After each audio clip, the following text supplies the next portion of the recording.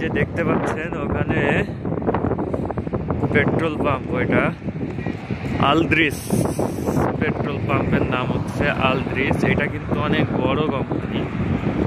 Saudi আরবে যারা petrol পাম্পে আসতে চান, পেট্রোল পাম্পে কাজের জন্য, যদি আলদ্রিস কোম্পানির সরাসরি পেট্রোল পাম্পে আসতে পারেন, ডিরেক্ট কোম্পানি, তাহলে কিন্তু অনেক ভালো।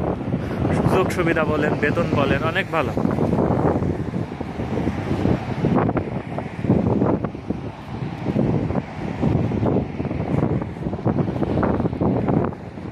অনেক ভালো।